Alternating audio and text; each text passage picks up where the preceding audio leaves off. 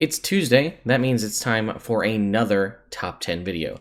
This time, continuing the vein of stuff from 3.5 that I'd like to see in 5e. This was the second runner-up to the top 10 worst subclasses, is what classes and prestige classes I'd like to see brought forth from 3.5 and into 5e. If you want to see what those are, stay tuned.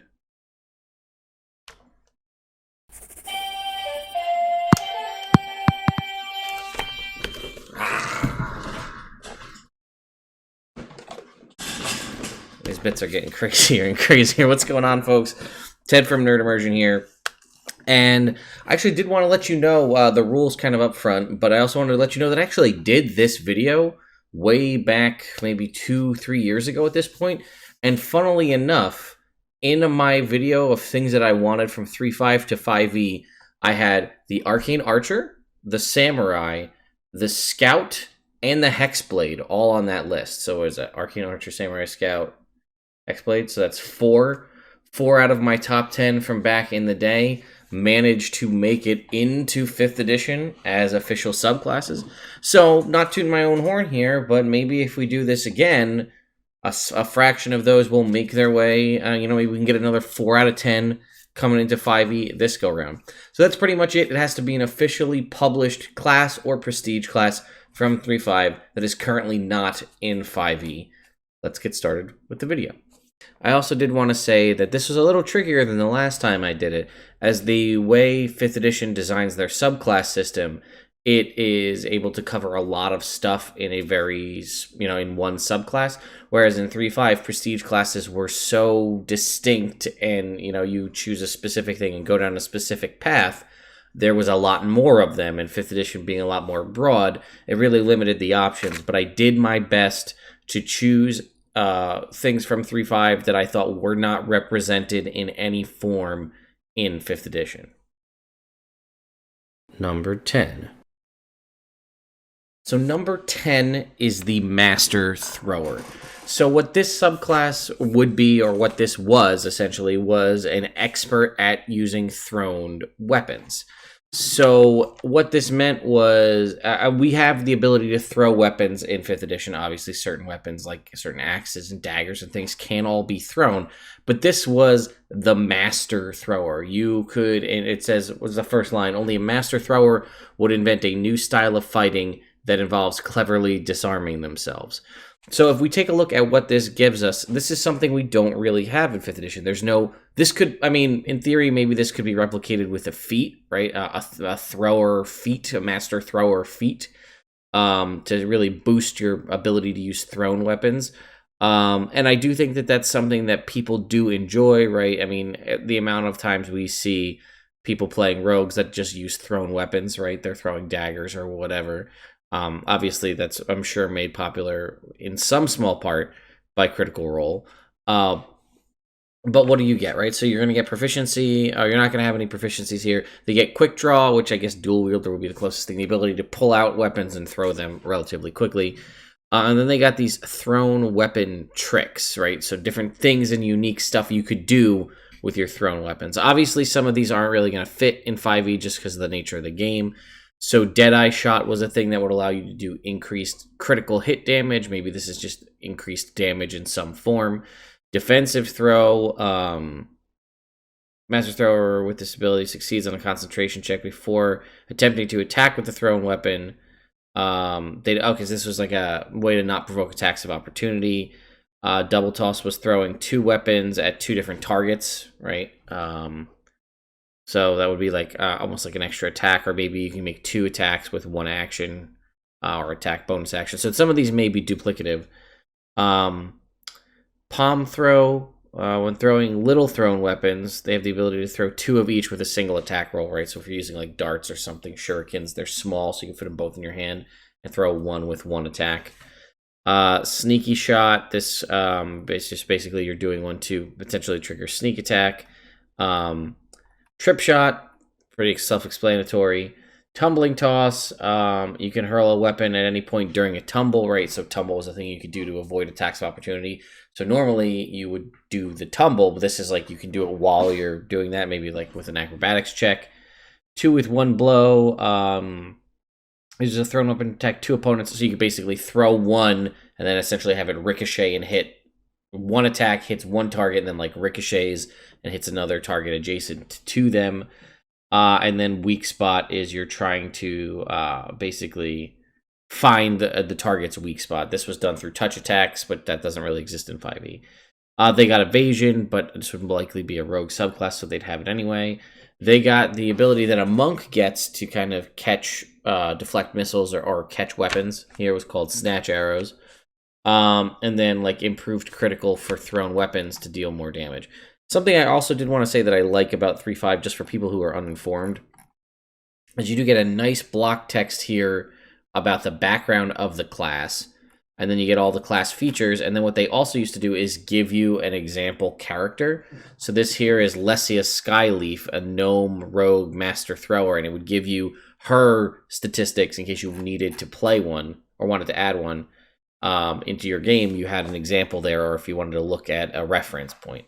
So again, my thoughts is this would likely be a rogue subclass just from the way things are set up.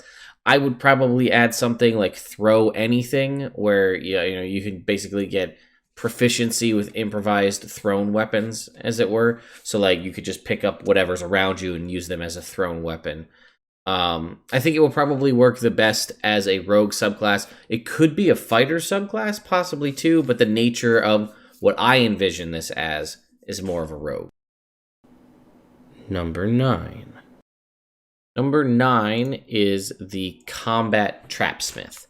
And this was the concept, something that I brought up in my 30K video that I didn't think was really done in 5th edition, is a class that focuses on traps. This could obviously, in my mind, this could be either a rogue, seems to make sense, but I feel like also it could be a ranger, right? Rangers being woodsy types, setting traps. I think that would make the most sense, but obviously the combat trapsmith is someone, and that's sort of their focus. They go out and they set traps in combat. So what do you get from this class is obviously the ability to set traps in combat. Wow, which is the combat trapping feature. They also got trap sense, which is the ability to search and locate traps, which isn't really a thing in 5th edition, but maybe some sort of bonus or proficiency in investigation checks.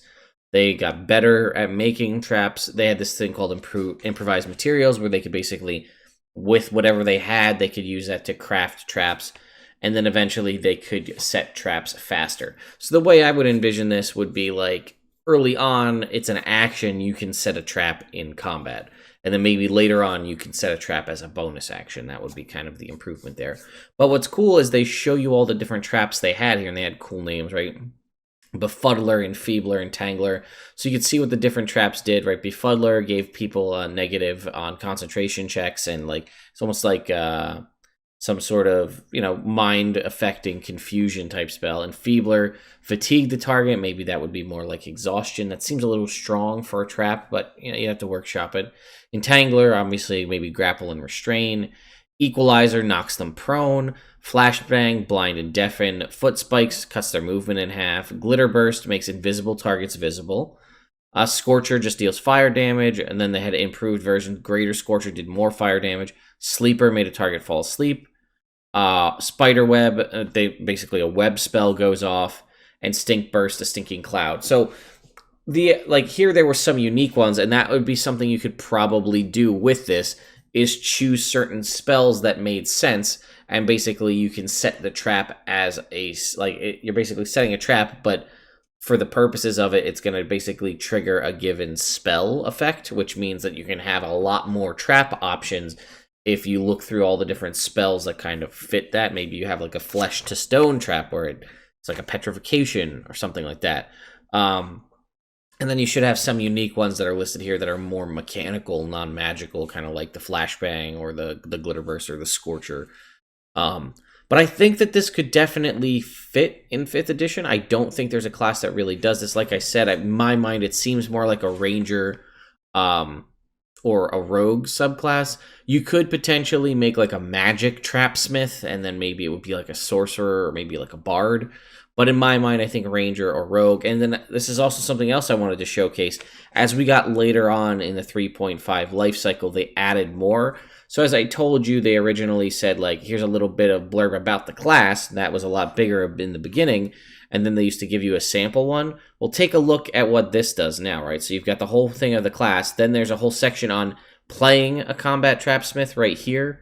Then here's how combat, here's your advancement and things that will happen, like to give you ideas of maybe if you want a multi-class or what feats and things you might want to take. Resources that would be accessible by a combat Trapsmith. The world's perception of a combat Trapsmith, organizations they might fall into, NPC reactions to a combat Trapsmith, lore behind a combat Trapsmith that you could find out with different checks, DC 10, 15, 20, and 30. Then playing combat Trapsmiths in game, any kind of special adaptations you need, a sample encounter with a combat Trapsmith, and then a sample combat Trapsmith NPC or, you know, character right here before you move on to the next one. And that is something that I would drastically like to see in 5th edition as well. It's just an expansion of what's in each individual class, about how people react to them, what they can kind of learn about them. But I don't think we're going to start seeing that now in 5e. If 5.5e was a thing, maybe we'd see it then. Number 8. Number 8 is returning from my previous video, which is the Tattooed Monk. The reason it's still on this list but so high on it is because, or so low on it depending on how you look at it, is because I found a really great version of a 5th edition homebrew one by the folks over at Magehand Press / Middle Finger of Vecna.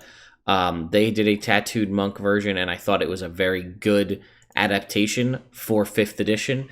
And I then took that further and adapted it further to things that I thought were necessary. And I've actually had 2 players playing that in 2 different ones of my campaign, and they very much enjoy it. But basically, the Tattooed Monk was obviously a monk that got different tattoos, as you can see here in the image, and each different tattoo let them do something cool and unique. And every so often, they would gain access to a tattoo. If this was in 5th edition, this would be at typical monk levels, right? So 3, 6, 11, and 17, you'd get new tattoos. And basically, they would do different things, right? So if I look through a couple here, right? So Arrowroot tattoo was essentially like a paladin's lay on hand abilities. Let's see.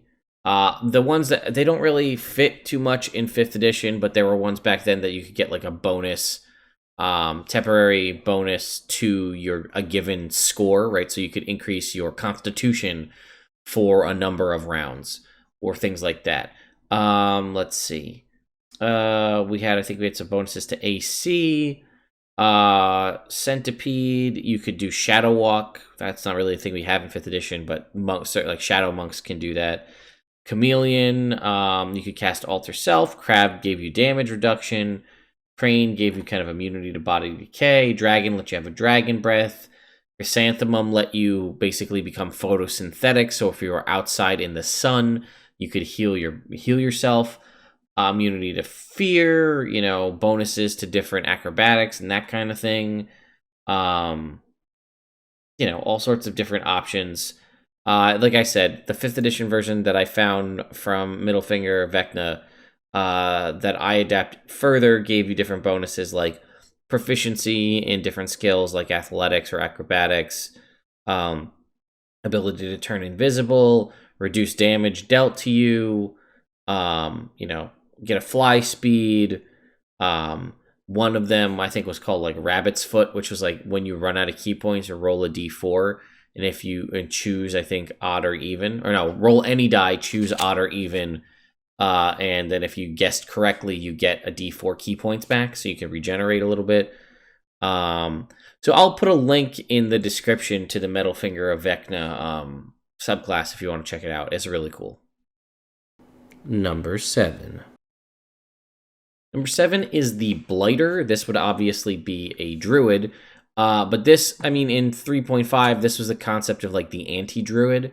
So if you were to look at like a black, or not like an Oathbreaker Paladin in 5th edition, which is sort of the anti-Paladin, this is a Blighter. This is sort of the anti-druid, a druid that turns from like the land, and like you can see this crazy witch looking lady here with the scythe and everything setting fire to a tree. I guess you could in theory take the existing wildfire druid that was an unearthed arcana class subclass and use that, but the blighter had more of like a necrotic undead focus. And we did have the Twilight Druid that did exist for a little while in Unearthed Arcana. That never went anywhere. So that was kind of in this vein, but let's take a look at what you got. So you obviously, again, we're not going to worry too much about the continuing as a druid, because that doesn't really make a whole lot of sense here. But they had Deforestation, which they basically had an ability that let them just destroy plants, which was kind of interesting. They got this Blight Fire ability, which they could unleash a Fire Blast. Again, probably not going to do that, but they would do that to start wildfires. They no longer needed food or water to survive. They got an Undead Wild Shape, which would be kind of cool. Something we haven't seen in 5th edition. You could still Wild Shape as a Blighter, but you take undead forms. And they could cast Speak with Dead, but it was only with dead animals. They basically had like some sort of contagious plague type touch feature, which is something we haven't seen. It's kind of similar to the contagion spell, or at least that's what it reminds me of, but they could have something like that. They actually got to animate dead, but animate dead animals rather than like the animate dead spell in 5th edition is only a zombie, I think, or a skeleton. This would be like animating dead creatures. They had the ability to unbond creatures from their animal companions. That obviously doesn't really fit too well in 5th edition. That wouldn't really fly. And it's also so specific. And then Plague, right? They can spread disease over a large area. Ability functions like Contagious Touch ability, except that no attack rolls are required and affects all targets within a 20-foot radius. So I just like the idea of sort of the anti-druid, the necrotic-focused druid, and not like one that's... Like the Twilight Druid was still like a good class, if you will. This is basically... This would make a really good villain. It also would be an interesting character if you were doing like an evil campaign, but a blighter / anti-druid could be someone that is trying to spread disease and stuff around. Could be a very interesting big bad evil or some sort of villain or counter pick to the party. Would be very fun. And I think I think it would fit. I wouldn't mind more villainous type options in 5th edition. Number 6. Number 6 is the Spellwarp Sniper. And this was an interesting, very short prestige class in 3.5 that I thought would be an interesting concept, and I don't know if it'll translate 100% into 5th edition, but you might need to tweak it. So one of the things they had as a spell warp is they could take an area of effect spell and turn it into a ray. So for example, we don't really have a defining, rays versus area of effect, but they did in 3.5. Like that was a big deal. Certain things could affect rays versus like you couldn't crit on a spell, but you could crit on rays, and there's a whole thing. So they could take like a fireball, like a area of effect fireball spell, and spell warp it into a ray. So you could basically take the whole fireball, and then it would be one ray that you would shoot at someone, and it would deal the equivalency of a fireball. So that was the cool concept. That was the spell warp feature. You decide to warp the spell as you cast it. You do not need to prepare it as a warped spell. Each time you advance in this class, the maximum level that you can affect increases by 1. For example, a 3rd level Spellwarp Sniper can warp spells up to 3rd level. They also got the ability, which is kind of why I thought it would be cool, called Sudden Ray Strike, which was essentially sneak attack, but on magical rays. Again, that doesn't really fit because we don't have rays specifically, but it would let this, in theory... Maybe this is why I'm thinking it would probably be a rogue, but it would be interesting to apply this mechanic to a different caster. Maybe, again, my gut says sorcerer, but maybe warlock? I'm not sure. I don't really think it could work too well with warlock because of the way Eldritch Blast works. But the idea that you could basically apply sneak attack on magical spell attacks, right? There's not too many attacking spells in 5th edition, period. I think a grand total, there's less than 30. Out of all the spells in the game, there are like less than 30 that actually use a spell attack roll, and the majority of those are cantrips. But But this would be like, let's say you're casting Chromatic Orb, right, which is a spell attack spell. If you hit with it and the conditions were met, you could essentially apply Sneak Attack to that damage roll. Now, Sudden Ray Strike, they only ever got an increase of up to plus 2d6, but you can see here whenever a target is denied. So basically, it functioned the same as Sneak Attack. Whenever they would be basically in conditions for Sneak Attack, you could deal an extra d6. If you get Sneak Attack or Sudden Ray Strike from another source, the bonus damage stacks on top, stack whenever both abilities would apply.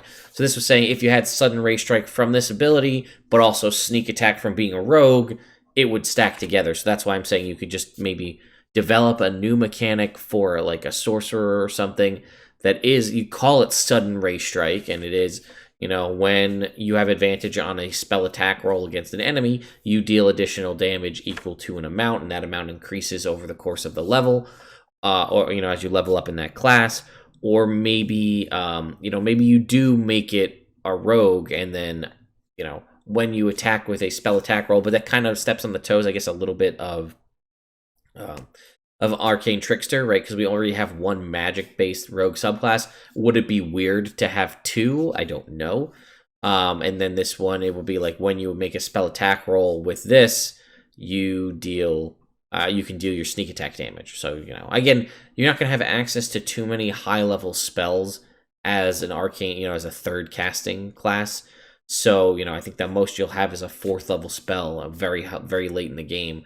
So it's not like you're going to be dealing a ton of damage. And even if you did Scorching Ray and you shot 3 rays, it would only, just similar to Sneak Attack, it would only apply it to 1 ray.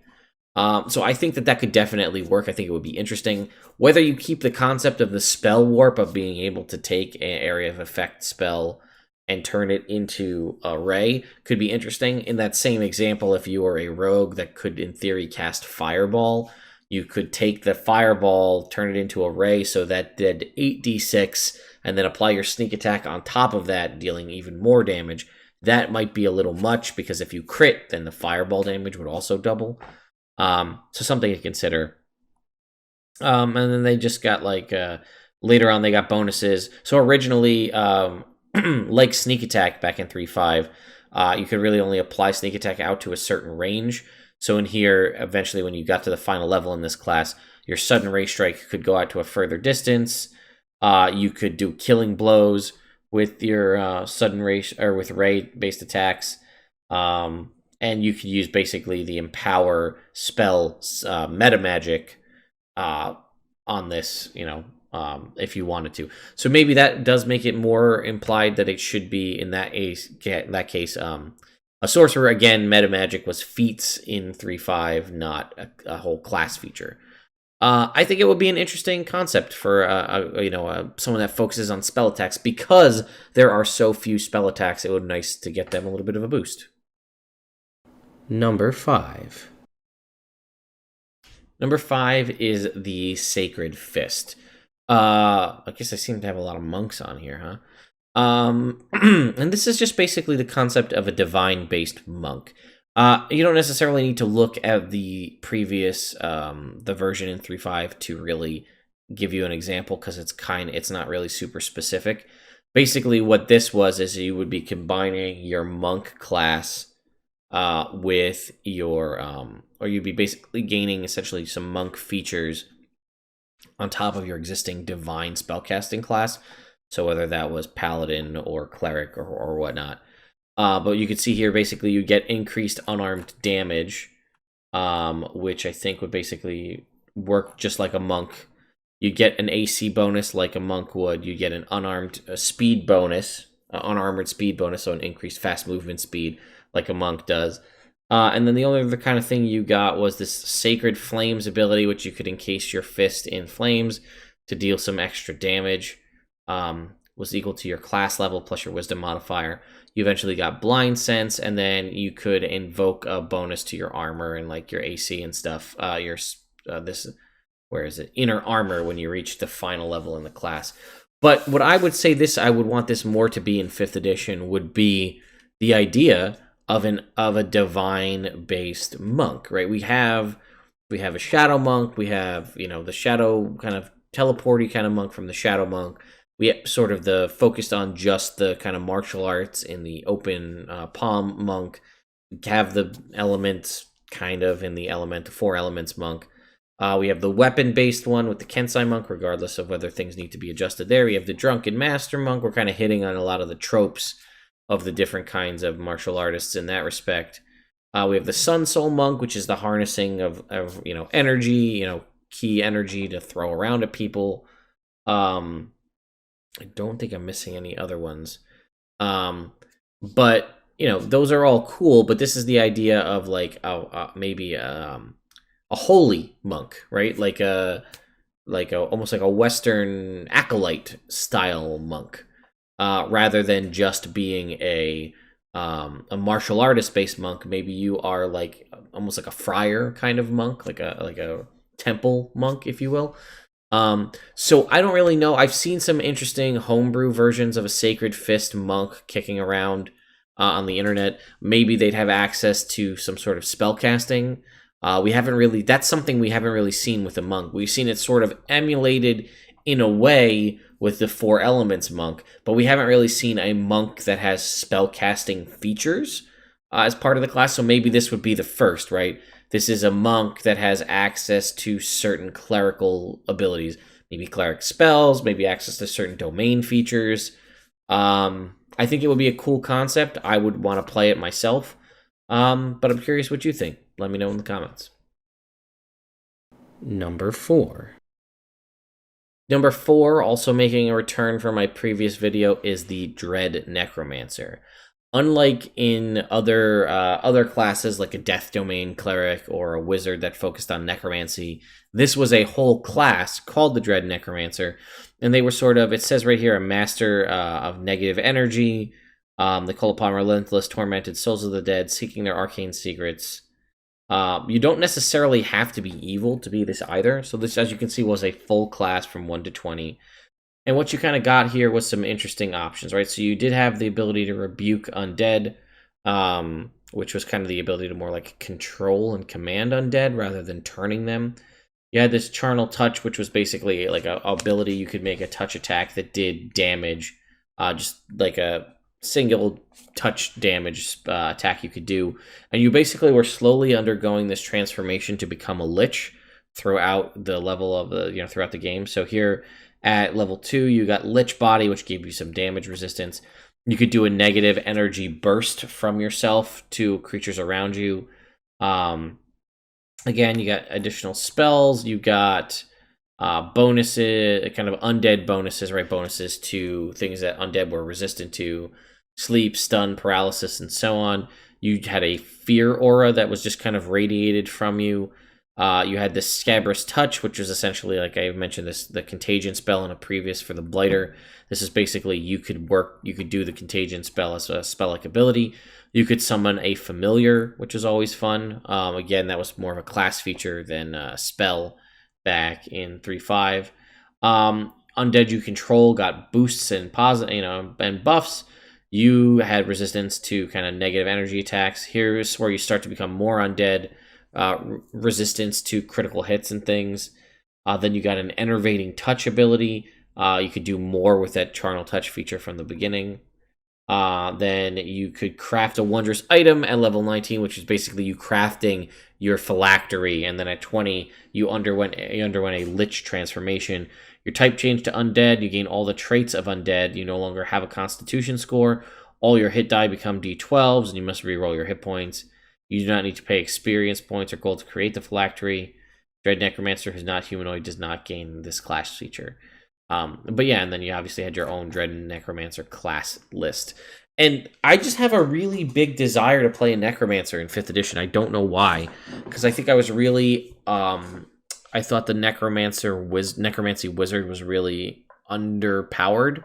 I did play one. I have a level 10 or 12 Necromancy Wizard that was is an Adventure League character. So I got to play them for a little while. They went through Tomb of Annihilation.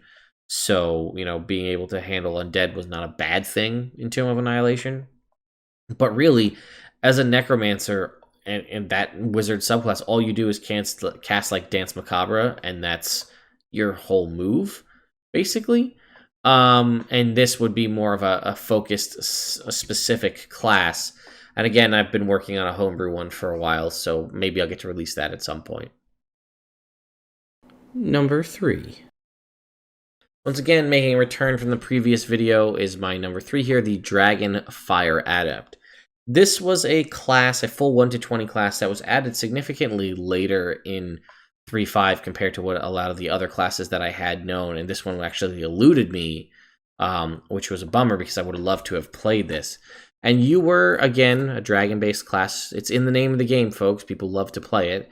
But what made this one different than some of the other classes that I will be talking about later on is this one kind of got access to its dragon bits kind of right out the gate. So you start with a breath weapon, and that was basically your whole shtick, right?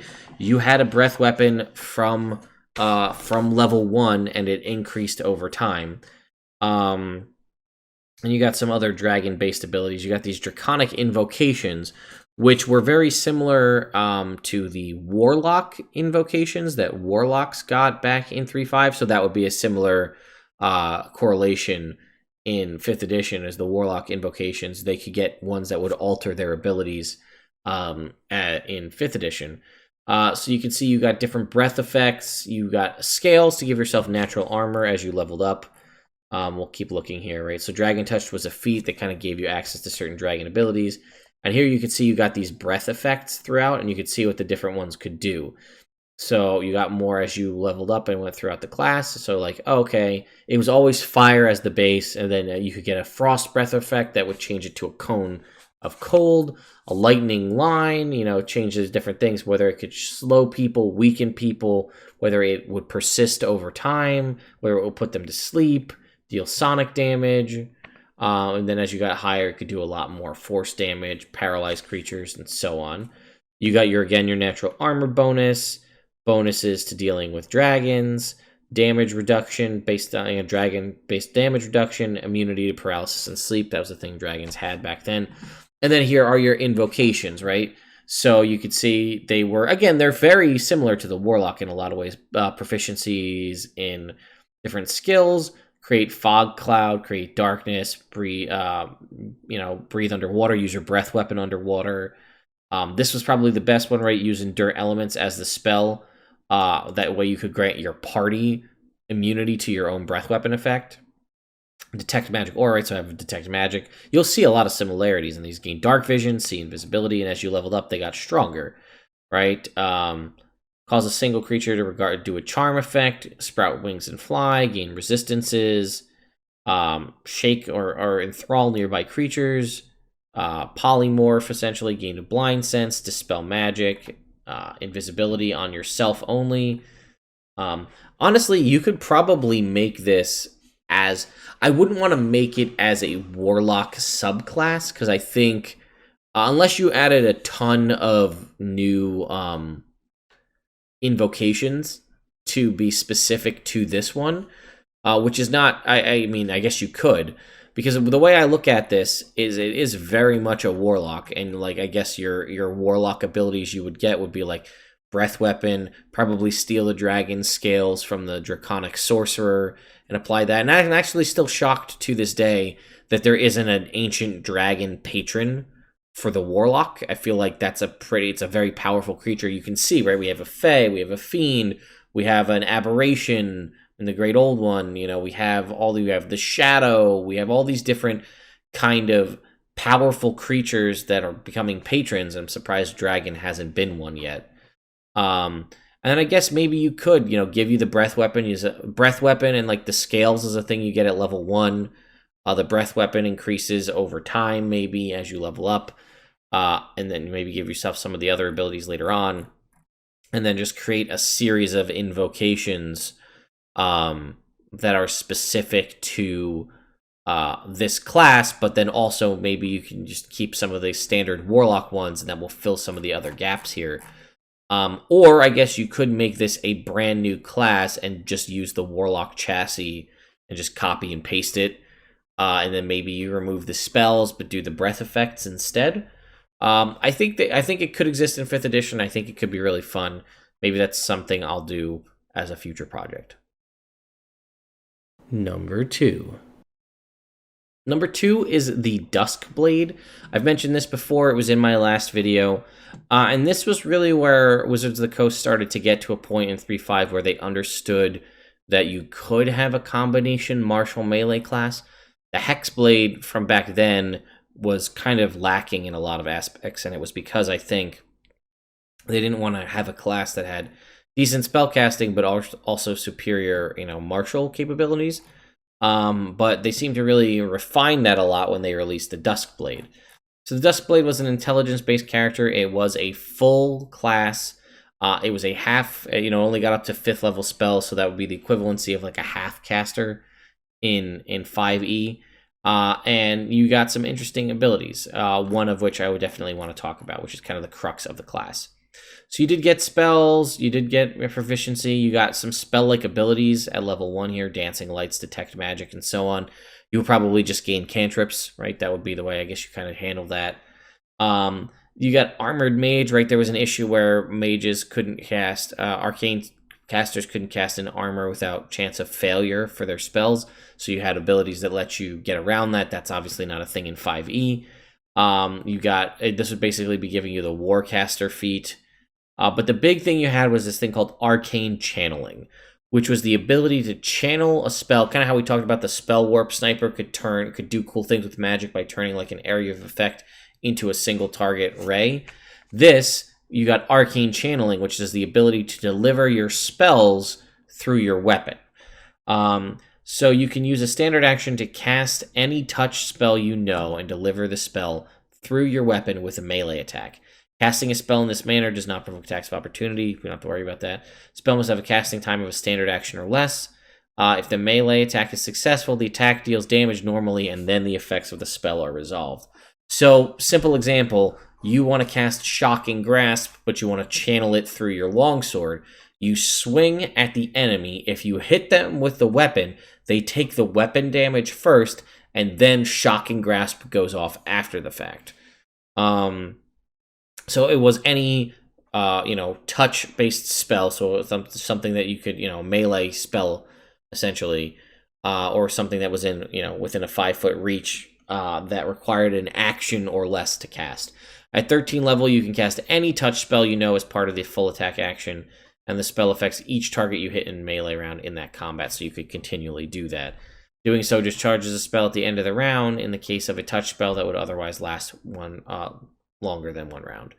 And then you had the ability to cast spells faster as a bonus action. This was also a very powerful ability. Don't really know if that would fit in 5e too well. And then overcoming spell resistance, we don't have to worry about that. So, yeah. So that was kind of the main crux of the class. The thing I wanted to see added into 5e was this idea of the arcane channeling. Casting a spell and sort of delivering the spell through the melee attack. Now, you could make the argument that Paladin can kind of do that by sacrificing a spell slot to do Divine Smite, and that is very similar in a lot of respects, which I'm sure is probably why Wizards didn't add this class in. But, it was actually very closely replicated in Matt Mercer's original Blood Hunter. The Profane Soul had a arcane channeling feature where they could cast a spell and deliver it through a melee attack, which was part of the reason that drew me to that class when I played a Blood Hunter.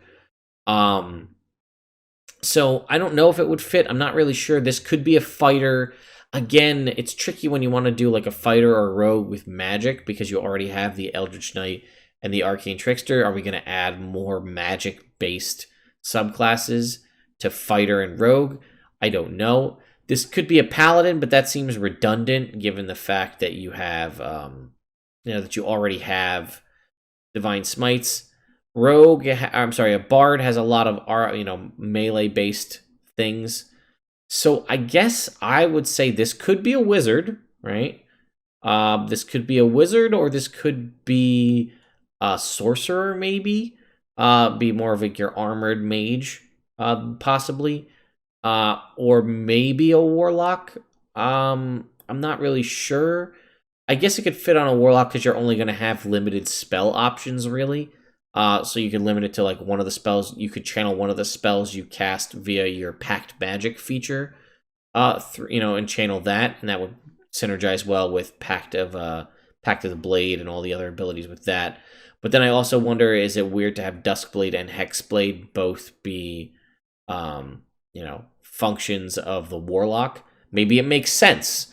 I don't know. I just want it. I think it's a cool concept. It's a cool class feature. Let me know what you think. Number 1. And if you saw my 30k Q&A video, I'm sure surprising no one, my number 1 thing I'd want to bring class-wise from 3.5 to 5e is the Dragon Shaman. As I stated in that video, but I'll talk about it here, this was sort of, again, this had come out significantly before the Dragonfire Adept. Dragonfire Adept obviously had some improved abilities over this, but you basically had these auras that I told you projected that allowed you to do different abilities and different things, similar to how a Paladin aura works. You could see them all right here. Energy Shield, we'll see you had a bonus. Your Dragon aura got a bonus all the way up to +5 at level 20 was the maximum. And Energy Shield would be like you and allies within the range of your aura. If someone attacked you or them, they would take 2 points for each point of your aura bonus. So at minimum 2, at maximum 10 points. So like if you were a Copper Dragon Shaman, it would deal at level 20. Anybody who damaged you or your allies within whatever the range was of you would take 10 points of acid damage each time they hit them. Within 30 feet, that was the range. And then like right here's a bonus to your melee damage rolls equal to your aura bonus. Bonuses on different skill abilities, resistance to damage, bonus to listen, spot, and initiative, fast healing, different things you could get to heal people, to do different things. And then eventually you could project more than one aura at a time, I believe. Let's see. At 9th, let's see. At every odd number level, you learn one additional until all auras are known at 9th level. Each time you activate a Draconic aura, you can choose from any of the forms you know. I thought there was a point where you could activate 2 auras at the same time. It was basically a bonus action to project an aura. You can have a Draconic aura active continually, thus an aura can be in effect at the start of an encounter, even before you take your first turn. And you got the bonuses over on. At first level, you know how to project 3 auras chosen from the list below. That's what it is. Oh no, wait. You just could project 3. That wasn't mean how many you knew. Then you would choose your totem dragon type here as well, right? One of the different dragon types that would give you different abilities. It would give you basically a bonus to class skills, and it would define what your breath weapon was. You also got a different adaptation, right? So if you were a black dragon, you could breathe underwater. Copper dragon could get spider climb, and so on. Then you got your breath weapon ability at 4th level. Immunity to fear, paralysis and sleep effects, and a frightful presence of dragons eventually. Touch of Vitality, which was essentially lay on hands. A natural armor boost, immunity to the breath weapon type of the dragon that you chose. Your ability to basically commune as per the spell with a dragon spirit. And then eventually you gained dragon wings out at level 19. You know what? I thought you could project more than one aura at a time, but I think that was actually a magic weapon or magic item that let you project 2 auras at the same time. But yeah, it's just a really cool support-based class. They were a D10 hit die, pretty strong. I played one and I really, really enjoyed it. I actually took heavy armor proficiency because we had found magic heavy armor in the game. So like I had a really good plate mail and I was really hard to hit, and I was able to provide these constant bonuses to my allies, right? I would always keep up the one that gave a bonus to basically perception checks and initiative checks when we were out of combat, and then as soon as we got into combat, I would switch to either dealing more damage or the retributive shield thing. And I believe there are actually additional auras added in later books as well. This is just the first book where it was published. I think it would be a really cool class to have in 5th edition. You could possibly add it as a subclass, right? Maybe it's a support-based subclass, so in theory it could be a bard. The auras synergize well with paladin. They already have lay on hands built in. So there's something there. Maybe you could use it that way. Maybe your Channel Divinity is the breath weapon, right? So you can get it back on a short rest. It could definitely work that way, but I really would like it to be its own standalone class. I know WotC's big on not including new classes, so probably won't happen. But, you know, it's my list, so it is what it is. Thank you all so much for watching. I hope you guys aren't really put off too much by this concept of looking at previous editions and trying to bring previous edition stuff into 5e, right? That's where, I mean, there was a survey released by Wizards of the Coast a while ago, I think before Xanathars came out, saying, like, what stuff would you like to see come back into 5th edition? And I will point out that Dragon Shaman was on that list of things, like, well, you know, Hexblade and a bunch of others were on there, and it seems like a lot of those, like Hexblade and Scout and things, were the ones that ended up becoming subclasses in Xanathar's guide. But again, there was a lot of other classes and subclasses. Duskblade, I think, was also on that list. Things you'd want to see ported into 5e. They haven't released anything like that since then, and I think they're just kind of taking their own time and coming up with what they want to come up with. But I don't know. I think don't ignore the past. There was cool stuff there. Maybe you can repurpose or reuse it. Like I said, I'm surprised there isn't a dragon-based patron. It seems like a no-brainer to me. But anyway, thank you all so much for watching. Once again, a shout out to all my patrons on Patreon who helped vote for this to become a topic here for us to make our Top 10 Tuesday on. And again, we are about to break 31,000 subscribers, so the channel's growing very well. And I really do appreciate that. Hoping to hit 50K by my birthday in July. Is that possible? I don't know. It's really only up to you, and we'll see what happens. Yeah, thank you all so much for watching. I'll see you next time.